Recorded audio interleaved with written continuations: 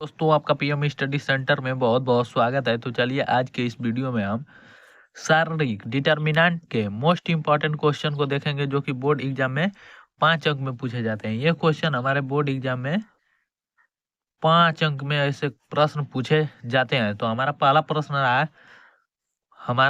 रहा है, अब हमारा कि सिद्ध करो कि 1 1 1 A B C A square B square C square बराबर ए माइनस बी माइनस सी और सी माइनस ए। तो चलिए इसे हम सिद्ध करते हैं। तो सिद्ध करने के लिए पहले हम एलएचएस से चलेंगे। तो एलएचएस में जो दिया गया है उसको हम पहले उतार लेंगे। तो इसमें हम सबसे पहले इसको उतारेंगे तो हमारा हो जाएगा यहाँ पर 1 1 और ये 1 और ये ए बी और ये हमारा सी और ये हमारा ए स्क्वायर बी स्क्वायर और ये सी स्क्वायर। अब इतना हमारा हो गया।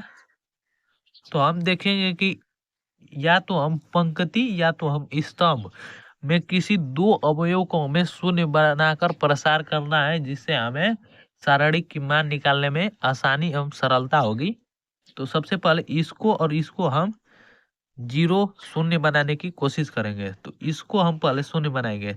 तो यदि हम C1 में से C2 को घटा देंगे तो 1 में से 1 घट जाएगा, तो हमारा ये जीरो हो जाएगा। देखिए यहाँ पर C1 को चेंज करेंगे C1 माइनस C2 से, इससे चेंज करेंगे C1 माइनस C2 से, तो हमारा हो जाएगा।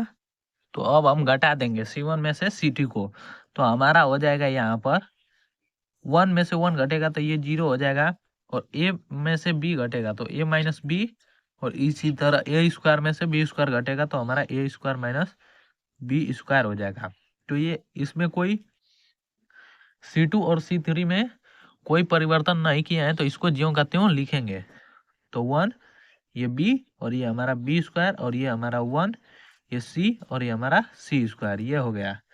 अब देखेंगे क्या हम इस R1 के दूसरे अवयव को हम शून्य बना सकते हैं।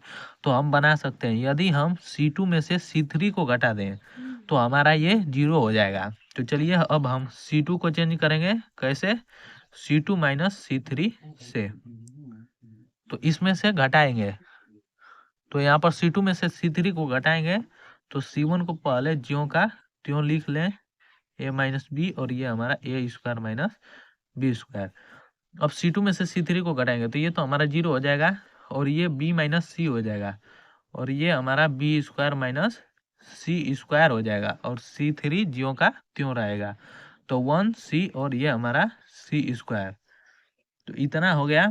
अब हम देखेंगे क्या, अब हम प्रसार करेंगे तो R1 को लेकर प्रसार करने पर, R1 को लेकर प्रसार करने पर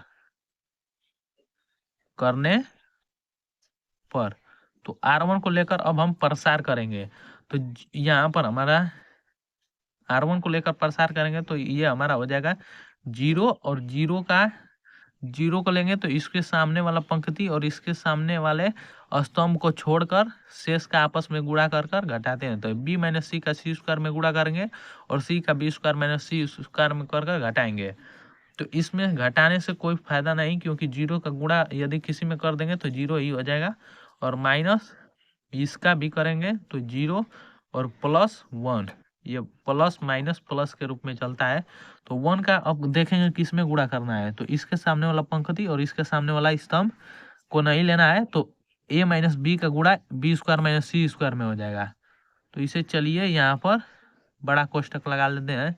तो A माइनस बी का गुणा B स्क्वायर माइनस सी स्क्वायर में, तो A माइनस बी का ये गुणा हमें करना है B स्क्वायर माइनस सी स्क्वायर, और ये हमारा हो जाएगा A माइनस बी का गुणा तो B स्क्वायर माइनस सी स्क्वायर में हो गया। अब हमारा B माइनस सी का इसमें करेंगे, माइनस में कर B माइनस सी का गुणा A square minus B square में कर घटाएंगे।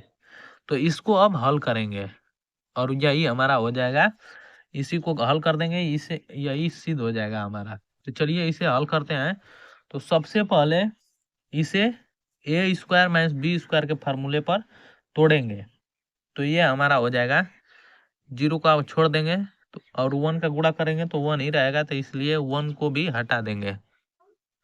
तो हमारा a माइनस बी हो जाएगा यहाँ पर a माइनस बी एक क्वेश्चन में, और इसको तोड़ेंगे आपस में तो a square minus B square formula पर तोड़ेंगे तो एक क्वेश्चन में a प्लस बी, एक क्वेश्चन में a माइनस बी होता है। तो b प्लस सी एक क्वेश्चन में और एक क्वेश्चन में b माइनस सी, इतना हो गया।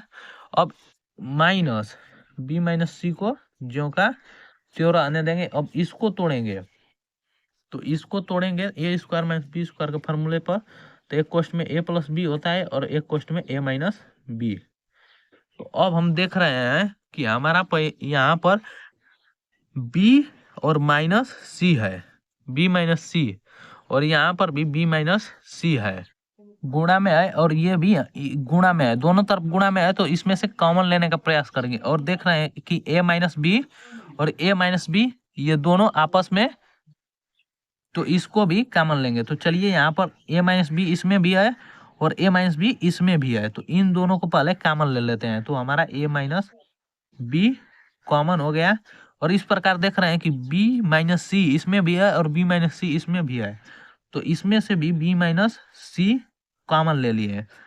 अब हमारा यहाँ पर मझिला कोष्टक होगा और यहाँ पर जो बचा उसको लिख देंगे, ये भी कॉमन कर लिए और ये भी, तो हमारा ये बच गया और ये बच गया। तो b प्लस सी एक कोष्टक में माइनस हमारा a प्लस बी। अब यहाँ पर कोष्टक को तोड़ेंगे और इसे हल करेंगे, तो इसको जो का त्यों लिखेंगे। तो ये हमारा a plus a minus B एक क्वेश्चन में और ये हमारा b माइनस सी एक क्वेश्चन में। अब इसको हल करेंगे हम, यदि इसको हल करें तो b प्लस सी और माइनस ए यहाँ पर माइनस बी हो जाएगा, कोष्टक को तोड़ेंगे तो माइनस बी से ये प्लस बी कट जाएगा, तो c माइनस ए होगा। यहाँ पर हमारा c माइनस ए, तो इसको हल करें तो यह a माइनस बी एक क्वेश्चन में और एक क्वेश्चन में b माइनस सी और एक क्वेश्चन में हमारा ये मल्टीप्लाई में है तो c माइनस ए हो जाएगा। इतना हो गया c माइनस ए, जिसे हमें इतना ही प्रूव्ड करना था, जो कि अब RHS बराबर हमारा RHS बराबर प्रूव्ड हो चुका है। RHS बराबर हमारा इतना प्रूव्ड हो गया। यही सिद्ध करना था। देख लीजिए यहाँ पर